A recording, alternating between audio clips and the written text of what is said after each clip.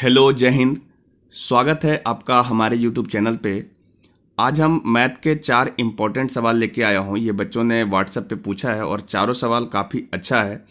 मेरा विश्वास है कि अगर ये सवाल आपके एग्ज़ाम में आ जाए तो शायद आप इस सवाल को या तो छोड़ के आएंगे या गलत करके आएंगे। 80% स्टूडेंट से ये गलती हो जाएगी। तो इस वीडियो को आपको पूरा देखना होगा, तब जाके इस सवाल के कॉन्सेप्ट को आप समझ पाओगे। और ऐसे सवाल जब एग्ज़ाम में आएंगे तो आप इन सवालों से भी अपना स्कोर बना पाओगे। आप वीडियो को पूरा बिना स्किप किए हुए देखना ताकि आप पूरे कॉन्सेप्ट को समझ सको। चलो हम वीडियो शुरू करते हैं और दिखाते हैं कि ये चारों कौन कौन सा सवाल है और कैसे इसको हम लोग सॉल्व कर सकते हैं। यदि आप चैनल पर नए हो तो चैनल को जरूर सब्सक्राइब करना, और आपका भी कोई ऐसा सवाल हो जो आपसे सॉल्व नहीं हो रहा हो तो आप हमारे दिए हुए व्हाट्सएप नंबर पर भेजना। जो इसका सही सॉल्यूशन होगा वो आपको जरूर प्रोवाइड कराएंगे। चलिए दिखाते हैं सवाल क्या कहता है। तो पहला सवाल ये रहा आपके स्क्रीन पे। कह रहा है कि एक दर्जी एक थोक व्यापारी से अस्तर के कपड़े खरीदता है और माप टेप पर उपयोग करके उसे धोखा देता है जो सामान्य टेप से 5 सेंटीमीटर लंबा है। दर्जी विभिन्न कपड़ों की सिलाई करते समय ग्राहकों को लागत मूल्य प्रदान करता है और माप टेप का उपयोग करता है जो सामान्य टेप से 5 सेंटीमीटर छोटा है। लाभ प्रतिशत क्या है? ये काफ़ी अच्छा सवाल है और सवाल को पहले समझते हैं कि सवाल ने क्या कहा है। कि तो पहले ये खरीदते वक्त क्या करता है कि जहाँ पे उसको टेप का इस्तेमाल करना था नापने के लिए, उसमें वो 5 सेंटीमीटर बढ़ा के इस्तेमाल करता ताकि वो ज़्यादा कपड़ा खरीद सके, और उसमें मूल्य अब उसको कम ही लगेगा क्योंकि उसी मूल्य पे, ओरिजिनल मूल्य पे उसको ज़्यादा कपड़ा मिल जाएगा। और बेचते वक्त वो दर्जी क्या करता है कि जब ग्राहक को देता है तो वो अपना जो टेप रखता है उसको कम रखता है ताकि उसको वहाँ से ही बचत हो सके, और कह देता है ग्राहकों की जितना मेरा लागत है मैं उतना में ही बेच रहा हूँ ताकि उसका सेल बढ़ सके। तो यहाँ पे क्या कर रहा है, खरीदते वक्त भी धोखा दे रहा है और बेचते वक्त भी धोखा दे रहा है। ठीक है, खरीदते वक्त जैसे आप इस सवाल को जब बनाने लगोगे तो आप एग्जाम्पल के तौर पर कुछ मान लो, जैसे उसका जो नापने वाला टेप है जो उसका सामान्य लंबाई है उसको आप 100 सेंटीमीटर मान लो कि वो 100 सेंटीमीटर के हिसाब से खरीदता है। ठीक है, और आप ये मान लो कि 100 सेंटीमीटर ही खरीदता है, पर उसने जब कपड़ा नापा है तो लेना था उसको 100 सेंटीमीटर, पर उसने बड़ा इस्तेमाल कर दिया और बड़ा टेप का इस्तेमाल करके उससे 105 सेंटीमीटर ले आया। ठीक है, और इस 105 सेंटीमीटर को वो 100 रुपये में आपका जो 100 सेंटीमीटर के दाम पे ही ले आया। ठीक है, अगर आपको समझने में दिक्कत हो तो आप ऐसा मान लेना कि 100 सेंटीमीटर कपड़ा का जो कीमत है वो सपोज 100 रुपया है। ठीक है, इसको ऐसे मान लो कि इसका कीमत जो है वो 100 रुपया है। तो ये 105 लेकर के आ जाता है धोखा से और उसको देता है कितना, 100 रुपया, यानी 100 रुपया में ही वो 105 सेंटीमीटर लेकर के आ जाता है। ठीक है, और जब बेचने लगता है तो वो क्या करता है कि बेचने वक्त टेप का इस्तेमाल कम कर देता है। दैट मीन्स ये कि जहाँ पे उसको करना चाहिए था 100 सेंटीमीटर का इस्तेमाल, ये समान लंबाई था, पर वहाँ पे वो बेचने वक्त ये छोटा इस्तेमाल कर लेता है। दैट मीन्स ये कि वो 95 सेंटीमीटर का ही इस्तेमाल करता है। ठीक है, अब 95 सेंटीमीटर के हिसाब से वो देते जाता है कपड़ा। ठीक है, दैट मीन्स हम ये कहना चाह रहे हैं कि जब 95 सेंटीमीटर देता है वो कपड़ा तो वहाँ से वो कीमत कितना लेता है, तो कीमत लेता है वो 100 सेंटीमीटर के बराबर। क्योंकि 100 सेंटीमीटर कीमत 100 रुपया था ना, तो वो तो कह रहा है लागत मूल्य पे ही देते हैं। दैट मीन्स देता है 95 सेंटीमीटर ही, है ना, पर उसको ग्राहक को लगता है ऐसा कि वो हमको 100 सेंटीमीटर दे रहा है और उससे 100 सेंटीमीटर का पैसा ले लेता है। दैट मीन्स ये कि 95 सेंटीमीटर दे करके वो यहाँ से प्रॉफिट कमा लेता है 5 सेंटीमीटर का, क्योंकि 5 सेंटीमीटर छोटा इस्तेमाल करता है ना। तो यहाँ से आप सोच सकते हो कि 5 सेंटीमीटर का कीमत क्या रहा होगा, 5 रुपया रहा होगा, है ना। 95 सेंटीमीटर देता है और 5 सेंटीमीटर का प्रॉफिट कमा लेता है। देखिए यहाँ समझिएगा बहुत गौर से, 5 सेंटीमीटर देता है और यहाँ से बेचने वक्त 5 रुपया का प्रॉफिट कमा लेता है। आप खुद सोचोगे अगर कपड़ा 1 सेंटीमीटर दिया होगा तो 1 सेंटीमीटर में उसको कितना बच गया होगा, तो 5/95 रुपया कमा लिया होगा। और कपड़ा खरीद के लाया था कितना, 105 लेके आया था, उसके पास 105 सेंटीमीटर कपड़ा था, तो वो 105 सेंटीमीटर अगर कपड़ा बेचा होगा तो उसको कितना का प्रॉफिट हुआ होगा, तो उसको प्रॉफिट हुआ होगा 5/95 और मल्टीप्लाई 105 का, इतना का प्रॉफिट हो गया होगा। ठीक है, तो ये बेचने वक्त का प्रॉफिट है। अगर इसको आप सॉल्व करना चाहो तो काट के थोड़ा सॉल्व कर लो। देखो ये वाला वैल्यू जो है 19 बार में कट जाएगा तो ये वैल्यू आ जाएगा आपका 105/19। ठीक है, 105/19 रुपया का फायदा इसको यहाँ से मिला है, ठीक है। और खरीदते वक्त कितना का फायदा मिला, तो खरीदते वक्त यहाँ पे 105 सेंटीमीटर ले आया, तो यहाँ पे भी उसने 5 रुपया का प्रॉफिट कमाया, ठीक है। 5 रुपया का प्रॉफिट खरीदते वक्त कमाया और 105/19 का प्रॉफिट वो बेचते वक्त कमाया। यहीं पे लोग कंफ्यूज कर जाते हैं कि इसको हम कैलकुलेट कैसे करेंगे। अब देखो टोटल उसको प्रॉफिट कितना हुआ, तो मैं यहाँ पे लिख दे रहा हूँ कि उसको टोटल प्रॉफिट कितना हो गया, टोटल प्रॉफिट। तो टोटल प्रॉफिट इसको कितना हो गया है, यानी टोटल प्रॉफिट का मतलब कि कुल लाभ। तो ये आपका जो वैल्यू है वो 5 रुपया इधर से और 105/19 रुपया इधर से, ठीक है। और इसको आप सॉल्व अगर कर लो तो ये वैल्यू आपको देखो मिल जाएगा 19×5 = 95 और 105 है, तो ये 200/19 रुपया का इसको प्रॉफिट हो रहा है, ठीक है। आप इसको 200/19 परसेंटेज कह सकते हो, क्योंकि आपका जो लागत मूल्य था वो 100 रुपया ही था, तो 100 रुपया में ही इसको इतना का बचत है, तो इतना परसेंट का इसको प्रॉफिट हो रहा है। और इसको आप अगर चेंज कर दो तो ये आपको मिल जाएगा, देखो 10 पूर्णांक और ये ऊपर 10 रहेगा, तो आपका 19 × 10 इतना 190 और 10 इतना परसेंट हो जाएगा, यानी 10.10/19% का इसको टोटल लाभ हुआ होगा। ये आंसर आपका होगा। देखिए आपका ऑप्शन नंबर डी में दिख रहा है, यही सेम ऑप्शन है, देखिए यहाँ पे यही इसका एकदम एग्जैक्ट आंसर है, ठीक है। अब आप समझिएगा यहाँ पे कि हमने 100 यहाँ पे जो हमने रुपया में वैल्यू लाया था 200/19 रुपया, ये जो फायदा लाया था, इसको हम परसेंटेज में क्यों बोल पा रहे हैं, क्योंकि हमारा जो टोटल लागत है, यानी टोटल जो उसको लगा है खरीदने में, तो खरीदने में उसको कितना रुपया लगा था, तो खरीदने वक्त उसको टोटल 100 रुपया लगा था और 100 रुपया में वो इतना रुपया 200/19 रुपया का प्रॉफिट कमा रहा है, तो इतना प्रॉफिट कमा रहा है, तो ये परसेंटेज वैल्यू भी यही हो जाएगा।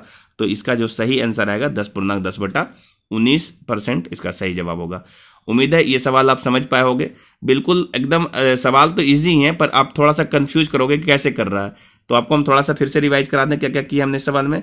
पहले खरीदा है, इस वाले कंडीशन को देखिए, खरीदा है, खरीदने वक्त क्या किया है कि 100 रुपया के कपड़ा को, 100 रुपया में 100 सेंटीमीटर हमने मान लिया था, तो 100 रुपया के कपड़ा को वो 100 रुपया दे करके 105 सेंटीमीटर कपड़ा ले आया, तो 105 सेंटीमीटर कपड़ा का कीमत तो 105 रुपया हो गया ना, तो 100 रुपया लगा करके 105 रुपया वाला चीज लेके आ गया, तो 5 रुपया का इसको प्रॉफिट यहाँ पे हो गया खरीदने वक्त।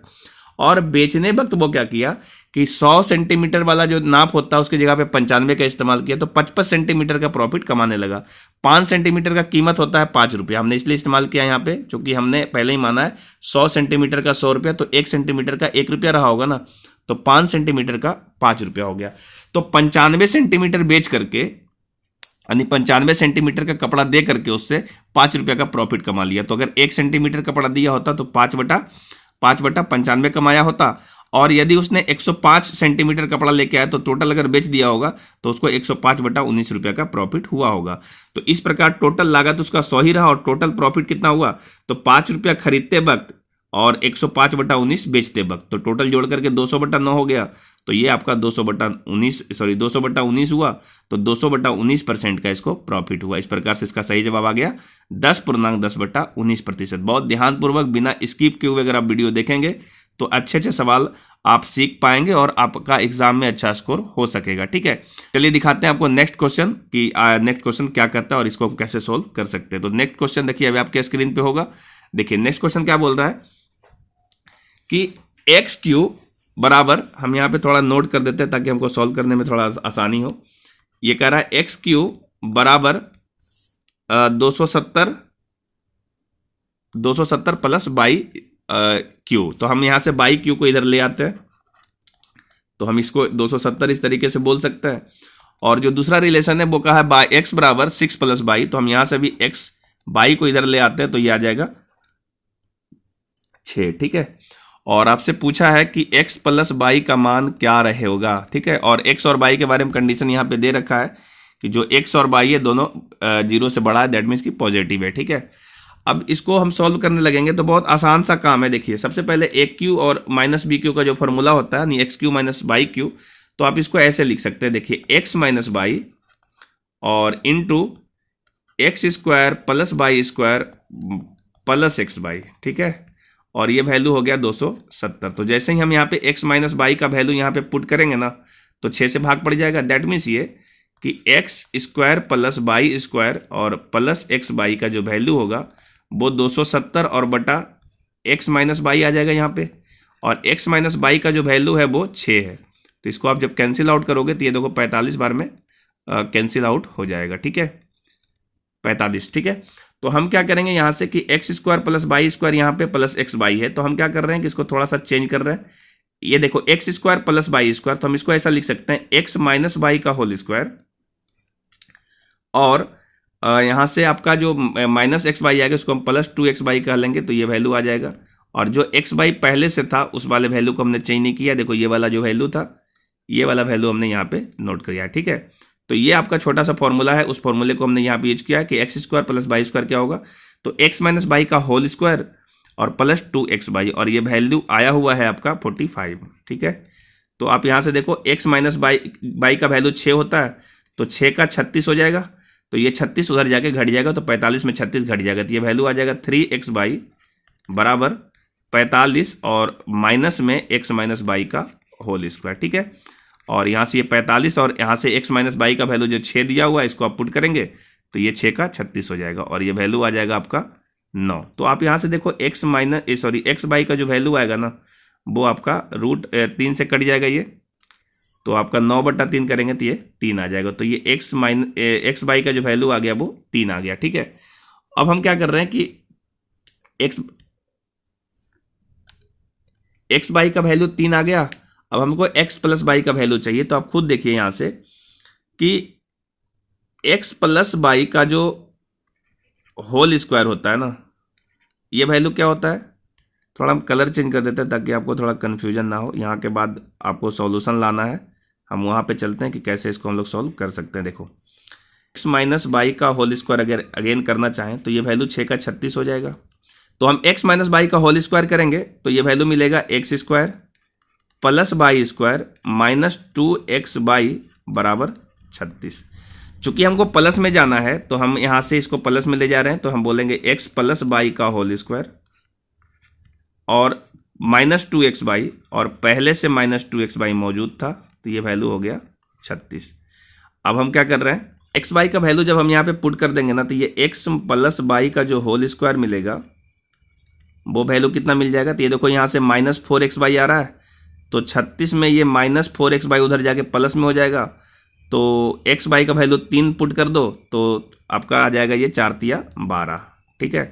यहाँ पे हमने सीधा x बाई का वैल्यू 3 पुट के, जैसे भी देखो 3 दूनी 6 और यहाँ भी 3 दूनी 6 हो जाएगा, 6 6 12 उधर जाके जुड़ जाएगा, तो ये वैल्यू आ जाएगा टोटल 48, ठीक है। तो आपको पूछा है x बाई का वैल्यू क्या आएगा, तो x बाई का वैल्यू निकालने के लिए हम क्या करेंगे कि x बाई वैल्यू निकालने के लिए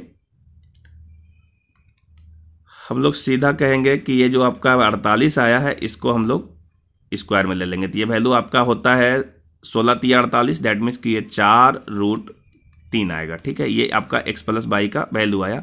अब आप देख लीजिए ऑप्शन नंबर 3 में दिख रहा है ये 4√3, ये इसका सही जवाब है। उम्मीद है आप इस सवाल को भी समझ पाए होंगे। और एक बात बता दें कि हमने जो भी इसमें कैलकुलेशन किया है तो हमने स्टेप थोड़ा काटने की कोशिश कम किया है, सो डैट कि आप इस सवाल को अच्छे से समझ सको, है ना। तो बिल्कुल फ्रस्ट्रेट नहीं होना है कि हम सवाल को लंबा से बना रहे हैं, इस तरीके से नहीं, हमने स्टेप काटा है। अगर आपको स्टेप आ जाएगा, सीख जाओगे तो आप भी कैलकुलेशन फास्ट जल्दी कर सकोगे, ठीक है। इसमें बहुत सारे स्टेप है, 3-4 स्टेप तो कट जाएगा, तो विदिन 1 मिनट के अंदर ये सवाल आसानी से सॉल्व होकर के आंसर आ जाएगा, ठीक है। आप समझिए, इसलिए हमने कोई भी स्टेप इसमें कट नहीं किया है, ठीक है। चलिए नेक्स्ट सवाल दिखाते हैं कि नेक्स्ट सवाल क्या है और इसको आप कैसे सॉल्व कर सकते हो। तो नेक्स्ट सवाल देखिए अभी आपके स्क्रीन पे होगा। बहुत आसान और बहुत बढ़िया सवाल है ये, पर आप कॉन्सेप्ट लगाएंगे तब ये सवाल सॉल्व होगा। अगर आप डायरेक्ट इस तरीके से नॉर्मली जैसे लोग सॉल्व करते हैं वैसे सॉल्व करेंगे तो ये सवाल बनाते बनाते तो आपका 5-7 मिनट ले लेगा, ठीक है। हम आपको बताते हैं कि इस सवाल को कैसे सॉल्व कर सकते हैं बहुत आराम से, ठीक है। सबसे पहली बात, तो सवाल में दिया क्या है कि cot a plus cos a बराबर p और cot a minus cos a बराबर q, तब निम्नलिखित में से कौन सा संबंध सही है। तो आपको ना इसमें थोड़ा सा पुटिंग कुछ वैल्यू को करना पड़ेगा और थोड़ा ऑप्शन का मदद लेना पड़ेगा, तब ये सवाल जल्दी से सॉल्व होगा। और अगर ट्रेडिशनल मेथड से आप सॉल्व करेंगे तो ये आप बहुत ज़्यादा समय खराब कर लेंगे। देखिए हम क्या कर रहे हैं, सबसे पहले इसमें जो एंगल है इस एंगल ए का ना कुछ मान पुट कर लेते हैं अपने मन से, ठीक है। और पुट करने वक्त भी थोड़ा ख्याल रहे कि ऐसा वैल्यू पुट करें जिसका वैल्यू थोड़ा समान नॉर्मल रहे, हल्का रहे, तब आप आसानी से कर पाएंगे। जीरो पुट नहीं कर सकते, क्योंकि आप जीरो पुट करोगे तो कॉट जीरो का मान आपका इन्फिनिटी हो जाता है, तो आप जीरो पुट नहीं कर सकते हो। और 90 पुट नहीं कर सकते, चूँकि 90 पुट करेंगे तो वो भी वैल्यू आपका इन्फिनिटी हो जाएगा, तो आप ये दोनों ही काम नहीं करिए, ठीक है। तो हम ये बोल रहे हैं कि आप 0 और 90 पुट ना करें, क्योंकि ये दोनों रखने से आपका अनडिफाइंड जैसा कंडीशन बन जा रहा है। तो हम लोग अपने मन से यहाँ पे 60 डिग्री ए का मान पुट कर लेते हैं, ठीक है। 60 भी पुट कर सकते हो और 45 भी पुट कर सकते हो, तो मैं 45 रख देता हूँ ताकि आपका कैलकुलेशन थोड़ा आसान हो। रखने का आप कुछ भी रख सकते हो, इसमें कोई दिक्कत नहीं है, पर अपने मर्जी से मैंने 45 पुट किया। और ऐसा करने से आप जानते हैं कि कॉट 45 का मान क्या होता है, तो कॉट 45 का मान 1 होता है और कॉस 45 का मान आपका 1/√2 होता है, ये आपको मालूम है। तो हम ये दोनों वैल्यू पुट करके आप देखिए क्या निकल सकता है यहाँ से। तो यहाँ से देखिए अगर बोले P का मान, तो P बराबर क्या होगा, तो कॉट A यानी कि 1 और प्लस ये 1/√2, ठीक है। और इस प्रकार से अगर Q का मान पूछे तो Q का मान आ जाएगा 1 - 1/√2, ये दोनों वैल्यू आ गया। और यदि हम इस दोनों को गुना करें, ठीक है, इस दोनों को हम यदि गुना करें तो PQ का वैल्यू क्या आ जाएगा, तो PQ का वैल्यू होगा 1 + 1/√2 और 1 - 1/√2। दैट मीन्स ये कि ये A + B का ये वाला फॉर्मूला यूज हो रहा है, A + B × A - B। हम यहाँ लिख देते हैं A + B × A - B का फॉर्मूला यूज हो रहा है, जो कि हो जाएगा A² - B²। तो हम डायरेक्ट यूज कर ले रहे हैं।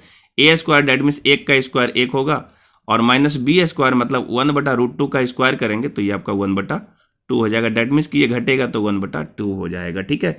तो PQ का हमने वैल्यू निकाल रखा है, इसका हम बाद में यूज करेंगे, अभी हमने यहाँ पे निकाला है, ठीक है।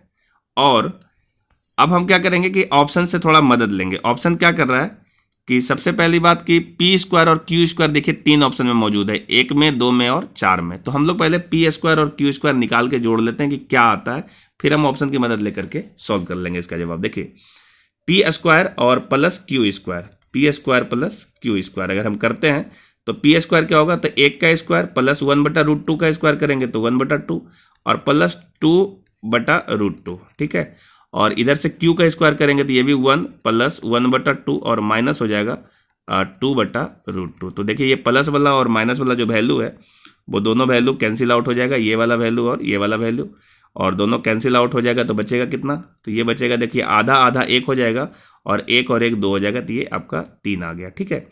अब हम क्या करते हैं, ऑप्शन की मदद लेते हैं। हमारे पास P² प्लस Q² भी आ गया है और PQ भी आ गया, तो हम ऑप्शन नंबर 1 में अगर पुट करके चेक करेंगे, है ना, तो आप जब ऑप्शन में पुट करेंगे इसका वैल्यू, तो ये वाला वैल्यू तो 3 आया हुआ है ना, ये वैल्यू 3 है। और PQ का वैल्यू जब हम यहाँ पे 1/2 रखेंगे तो ये आपका 1/8 आ जाएगा रूट में, तो ये दोनों बराबर आपस में नहीं है, तो ये वाला आंसर तो हो नहीं सकता, है ना। उसी प्रकार से आप अगर इसका वैल्यू रखेंगे तो ये वैल्यू तो 3 आया हुआ है ना, ये 3 आया हुआ, और PQ का मान यहाँ पे अगर हम आधा 1/2 रखेंगे तो ये 1/2 आ जाएगा, ये 1/2 आएगा, तो ये वाला भी दोनों बराबर नहीं है। और यहाँ पे अगर इसका वैल्यू 3 आ जाएगा, और अगर हम इसका वैल्यू PQ का वैल्यू 1/2 रखते हैं तो ये वाला वैल्यू तो आपका 2 आने वाला है, ठीक है। तो ये दोनों भी बराबर नहीं है, तो ये भी आपका आंसर नहीं होगा। तो 100% ये श्योर है कि ऑप्शन नंबर 3 जो है ना, इसका बिल्कुल सही जवाब होगा। एक बार चेक भी कर देते हैं कि क्या ये आंसर आपका आता है या नहीं आता है। तो इसके लिए आपको P² और Q² का जो डिफरेंस है वो निकालना पड़ेगा। तो हम लोग सेम कंडीशन निकाल लेते हैं, ये 1 आएगा और प्लस 1/2 और ये तो वही आएगा 2/√2, और जब इसको माइनस करेंगे तो ये पूरा माइनस हो जाएगा, तो ये आपका, तो ये -1 -1/2 और ये प्लस में हो जाएगा 2/√2, ठीक है। तो हम यहाँ से देखेंगे तो ये दोनों वैल्यू जो है आपस में कट जाएगा, तो ये बच कितना जाएगा, तो ये बचेगा आपका 4/√2, ठीक है। और इसी को हम बोल सकते हैं 2√2 भी, ठीक है, क्योंकि हम √2 से ऊपर नीचे गुना करेंगे तो ये 2√2 आ जाएगा। अब आप पुट करके देखिए, तो ऑप्शन नंबर 3 में अगर हम पुट करेंगे तो आपका ये वाला जो वैल्यू आया इधर, ये जो वैल्यू आया है वो आपका 2√2 आया है ना। और यहाँ पे 16 PQ है, PQ का मान अगर हम यहाँ पे 1/2 रखेंगे तो ये वाला वैल्यू जाएगा √8 आएगा, ठीक है, √8। तो हम यहाँ पे दिखा देते हैं क्या आ रहा है, ये वैल्यू आ रहा है √8। तो √8 को ही तो हम बोलते हैं 2√2, है ना। तो देख लीजिए ऑप्शन नंबर 3 एकदम मतलब सवाल के हिसाब से बिल्कुल सही जवाब मिल रहा है। तो यही आपका सही जवाब होगा। उम्मीद है आप इस सवाल को समझ पाए होंगे। तो आपका आंसर क्या हो गया है? आपका आंसर हुआ ऑप्शन नंबर सी। ठीक है, बहुत अच्छा सवाल था ये। और ये सवाल अगर आपके एग्ज़ाम में आ जाए तो आपका कलम रुक जाएगा, क्योंकि आप इसको इस तरीके से एज्यूम नहीं करते हो। थोड़ा लॉजिक लगाओगे, सीखोगे तो आपको अच्छे से सॉल्व करने आ जाएगा। ठीक है, हमने जो भी काम किया है बहुत ट्रेडिशनल मेथड नहीं है, बहुत सा आपका थिंकिंग है जो आप लगाइएगा, तभी ये सवाल आसानी से सॉल्व होगा। हमने इसमें सवाल को पढ़ा है, कुछ वैल्यू को माना है और ऑप्शन की मदद लिया है। हर एक कॉम्पिटेटिव एग्जाम का ये कहानी है कि ऑप्शन आपको सवाल बनाने में हेल्प करता है। तो ऑप्शन को ध्यान में रख के भी काम कीजिए तो आपके लिए आसान होगा। चलिए नेक्स्ट सवाल दिखाते हैं। अगला सवाल है, कह रहा है कि एक बोतल द्रव से भरी हुई है जिसमें से 4 भाग आपका जल है और 5 भाग जो है फलों का अर्क है। मिश्रण का कितना भाग निकाल कर उसके स्थान पर जल डालना चाहिए ताकि मिश्रण में आधा जल और आधा जो है फल का अर्क हो जाए। ठीक है, दैट मीन्स ये अब देखिए, ये सवाल को बनाने के लिए ना एक हम रेशियो मेथड का भी यूज करेंगे और इसका थोड़ा सा डिटेल मेथड भी समझाने की कोशिश करेंगे, क्योंकि इस सवाल में आपको ज़्यादा ही कन्फ्यूजन होता है। जब भी आप मिश्रण और एलिगेशन टाइप के चैप्टर में आता है ना, तो आपको ज़्यादा प्रॉब्लम होता है। ऐसा हमने ऑफलाइन क्लासेज में भी देखा है बच्चों को। ध्यान से समझिए, हम दोनों ही मेथड आपको इसमें समझा देंगे कि इसको कैसे सोल्व करना चाहिए। तो सबसे पहले हम लोग मेथड 1 का यूज करते हैं, डिटेल मेथड जो है उसी का यूज करते हैं, जिसमें आप एक्स और वाई मान के सोल्व कर सकते हैं। जैसे हम देखिए क्या कर रहे हैं कि मान लीजिए कि पहले जो आपका मिश्रण था, उस मिश्रण में 4:5 के अनुपात में था। ठीक है, 4:5 के अनुपात में था। तो एक तो वाटर था और दूसरा जो था वो आपका फल का अर्क था, तो हम फ्रूट मान लिए एफ। ठीक है, तो हम ये मान लेते हैं कि पहले जो था पानी वो 4x था और उसके बाद जो इसमें फल था यानी फ्रूट का जो रस है वो आपका 5x है, ऐसा हमने माना है। तो टोटल मिश्रण जो हो गया ना, ये टोटल मिश्रण जो हो गया वो 9x आ गया। ठीक है, अब क्या किया है कि हम ऐसा मान लेते हैं कि इस मिश्रण में से 22 लीटर निकाल लेते हैं। ठीक है, क्या मान लेते हैं? 22 लीटर निकाल लेते हैं बाहर। ठीक है, मिश्रण में से। तो अगर 22 लीटर निकालोगे तो कुछ पानी भी निकलेगा और कुछ फ्रूट भी निकलेगा, है ना। और फिर दोनों का रेशियो बराबर हो जा रहा है। ठीक है, दोनों बराबर हो जा रहा है। तो फ्रूट कितना निकलेगा, तो हम ये निकाल देते हैं, फ्रूट कितना निकल जाएगा, सॉरी पानी कितना निकलेगा। तो पहले 4x था और इसमें से आप 22 लीटर निकाले हो तो पानी कितना निकलेगा, तो ये अनुपात 4:5 में था, तो 4/5 और 22 निकाले हो तो 22 इतना आपका बचेगा पानी। ठीक है, और फिर जो निकाले हो जितना भी मिश्रण निकाले हो यानी 22 लीटर मिश्रण निकाले हो तो 22 पानी ऐड कर देते हो, तो पानी इतना हो गया। और इस प्रकार फ्रूट का रस कितना हो गया, तो फ्रूट का रस 5x है और इसमें से निकल जाएगा 5/9 और 22 निकाले हो तो 22 इतना फल का रस निकल जाएगा। और अब ये दोनों रेशियो बराबर है। ठीक है, दैट मीन्स ये दोनों वैल्यू आपस में बराबर हो गया। ठीक है, तो हम इसको जब सॉल्व करते हैं तो देखिए क्या मिलता है। तो हम इसको जब सॉल्व करेंगे तो ये देखिए आपका जो 4x है उधर जाएगा, तो ये 5x इधर था तो इधर तो x बचेगा और हम सारे y को एक तरफ कर लेते हैं तो ये आपका वैल्यू बचेगा। देखिए क्या, यहाँ से हम y को कॉमन निकाल लेते हैं तो ये बचेगा आपका -4/5 और +1 और ये वाला भी प्लस जाएगा तो +5/9। ठीक है, और इसको हम जब सॉल्व करेंगे तो देखिए क्या मिल रहा है, 22 इंटू आपका इसका एलसीएम जो होगा, यहाँ पे 9 लिखा हुआ था, ये आपका 5 लिखा गया, 4/9 होगा चूँकि टोटल 5 4 9 था। तो यहाँ पे आप क्या आ जाएगा, ये 9 हो गया, सॉरी इसको हम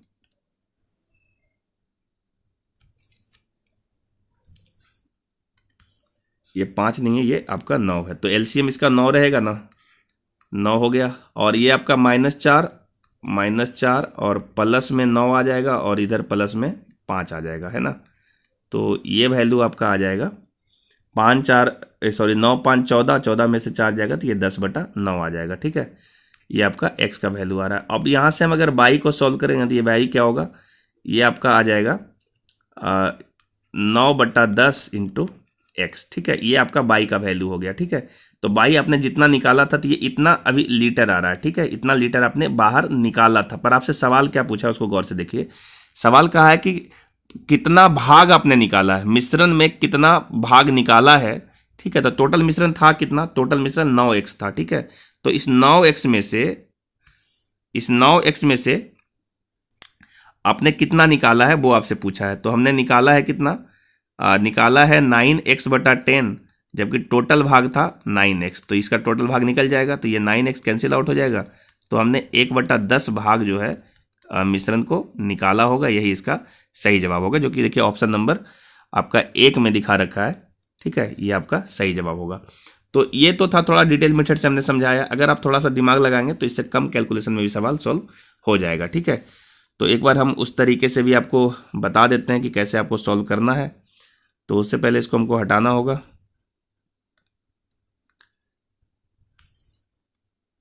तो हम इसको हटा दे रहे हैं एक बार, उसके बाद आपको बताते हैं कि कैसे इसको आप आराम से सॉल्व कर सकते हैं रेशियो के मेथड से। पर रेशियो के मेथड में लगाने वक्त आपको थोड़ा सा सावधानी बरतना है, क्योंकि उसमें आप गलती करने का चांसेस जो है आपके लिए ज़्यादा हो जाता है, ठीक है। देखिए क्या उसमें करना है और क्या गलती होगा वो भी थोड़ा समझिएगा गौर से।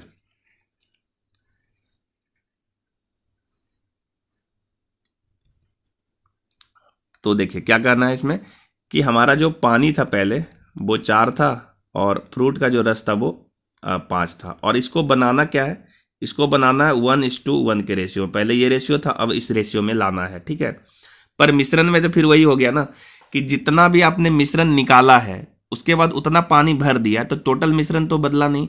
तो अभी जो टोटल मिश्रण यहाँ पे दिखा रहा है ना, ये आपका टोटल मिश्रण 9 दिखा रहा है, और ये आपका टोटल मिश्रण 2 दिखा रहा है, जबकि दोनों बराबर होना चाहिए। तो दोनों को बराबर करने के लिए इस वाले वैल्यू को हम 2 से मल्टीप्लाई करेंगे, यानी ये वाला जो 2 आया है, और इस वाले वैल्यू को हम इस 9 से मल्टीप्लाई करेंगे। तो रेशियो देखिए चेंज होकर क्या आ जाएगा, तो ये रेशियो चेंज होकर के आ जाएगा आपका 4 दूनी 8, 8 अनुपात ये 10 हो जाएगा ऊपर, और फिर ये रेशियो आ जाएगा 9:9, ठीक है।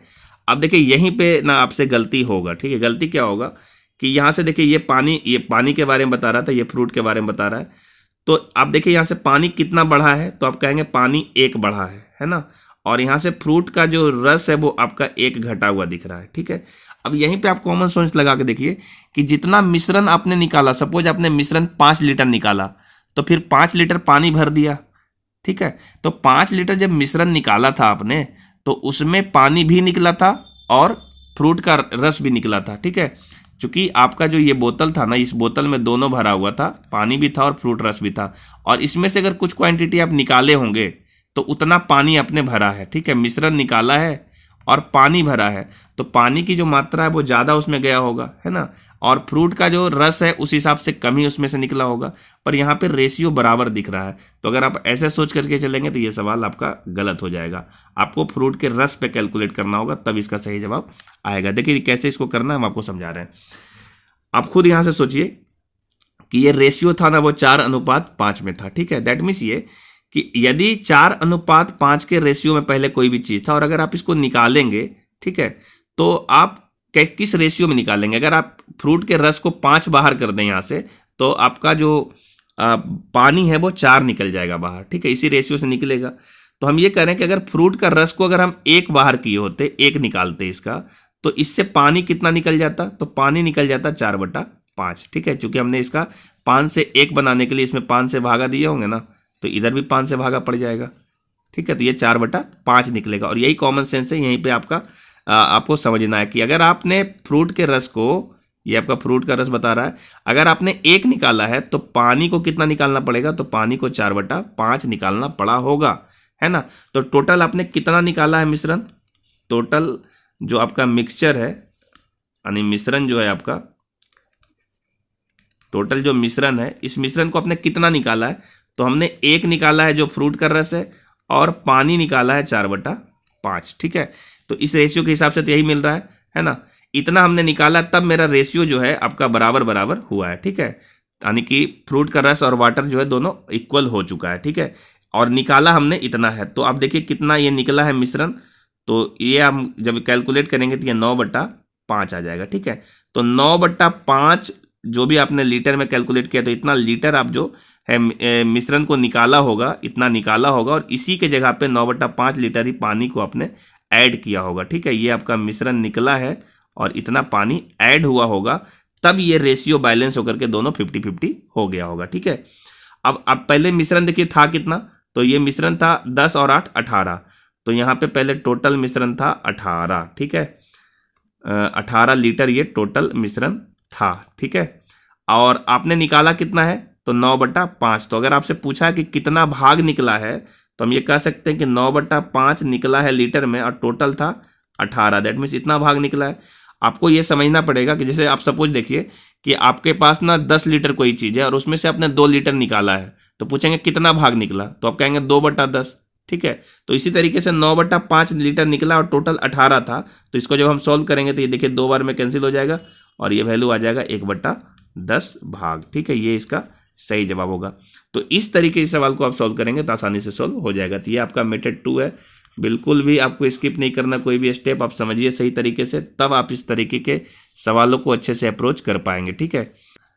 तो ये था आपका 4 इंपॉर्टेंट सवाल जिसको हमने आज डिस्कस किया इस वीडियो में, और चारों ही बहुत ही अच्छा सवाल है। ऐसे सवाल एग्ज़ाम में आते हैं और आपको धोखा दे जाता है, तो एकदम सवाल को अच्छे से बारीकी से, अगर एक बार में नहीं समझ में आ रहा हो तो 2 बार 3 बार करके देखिए, ताकि आप इसके कॉन्सेप्ट को समझ पाइए। मेरा हमेशा ही मोटिव ये रहा है कि आप सवालों के कॉन्सेप्ट को पकड़िए, क्योंकि मैक्सिमम स्टूडेंट क्या करते हैं, ज़्यादा से ज़्यादा सवाल सॉल्व करने के चक्कर में रहते हैं।